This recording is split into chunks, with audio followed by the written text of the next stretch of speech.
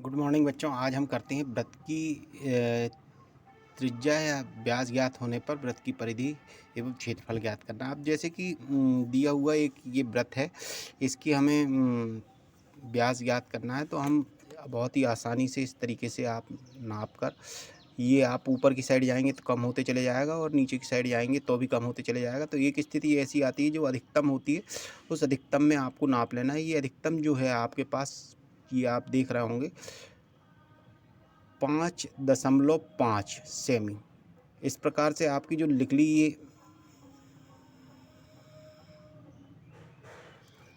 ये जो निकला आपके पास, ये 5.5 सेमी है। ये वृत्त का व्यास कहलाता है।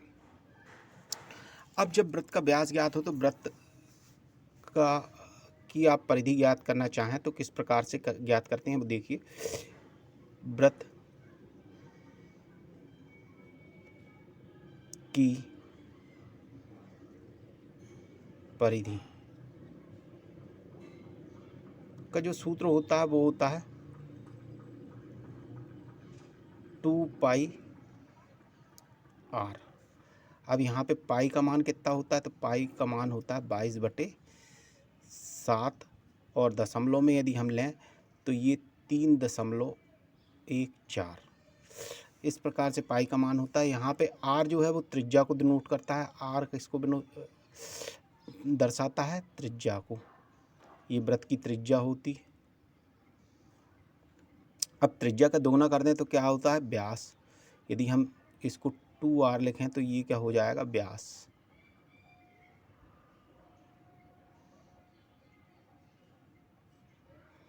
अब हमें जो प्राप्त हुआ है ये क्या है? व्यास। क्या प्राप्त हुआ है? व्यास। तो हम इसमें अब मान रख देते हैं। जैसे आप देखोगे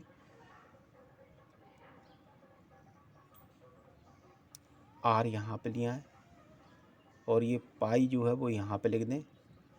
अब आप देखेंगे ये 2r हो गया आपके पास और पाई का मान जो है आपके पास 3.14। अब ये जो आपके पास है 2r क्या हुआ? व्यास। अब व्यास की जगह पे आपका जो निकला हुआ है व्यास का मान मतलब 5.5 रख दें इस प्रकार से। और 3.14। अब इन दोनों का आपस में जब आप मल्टीप्लिकेशन करोगे अर्थात गुणा करोगे तो आपके पास प्राप्त हो जाएगा 171.60 सेमी। यहाँ पे ये बात ध्यान रखना है आपको कि इसकी जो इकाई होती है या परिधि की जो इकाई होती है वो परिमाप की भी इकाई होती है, अर्थात सेमी, किलोमीटर या मीटर इस प्रकार की ही इकाई लिख सकते हैं। वर्ग सेमी, वर्ग मीटर या घन मीटर का प्रयोग आपको नहीं करना है, ये विशेष ध्यान रखना है आपको। इस तरीके से आप वृत्त की परिधि बहुत ही आसानी से निकाल सकते हैं। अब पुनः हम वृत्त का क्षेत्रफल ज्ञात करते हैं। वृत्त के क्षेत्रफल का सूत्र होता है वृत्त का क्षेत्रफल का सूत्र होता है पाई आर वर्ग। अब पाई का मान जो है आपके पास वो आपको मालूम है 3.14 और आर जो आपके पास आया व्यास का आधा कर दें मतलब 5.5/2। तो ये हमें क्या प्राप्त होती है? त्रिज्या। इस तरीके से जब आप हल करेंगे तो ये आ जाएगा आपके पास 3.14 और 5.5 में 2 का जब आप भाग देते हैं तो ये आपके पास प्राप्त होता है 2.75। इस तरीके से आप बहुत ही आसानी से कर सकते हैं। अब आपको 2.75 में 2.75 का गुणा करना है, अर्थात वर्ग निकालना है।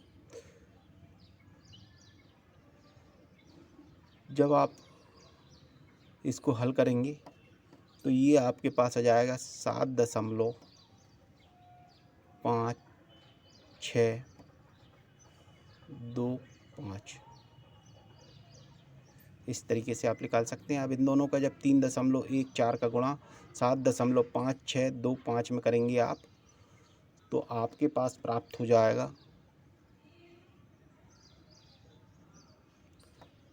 23.74625 ये वर्ग सेमी। इस तरीके से आप बहुत ही आसानी से कर सकते हैं।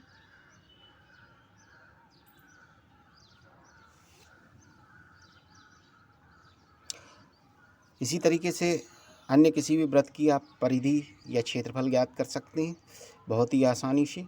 धन्यवाद।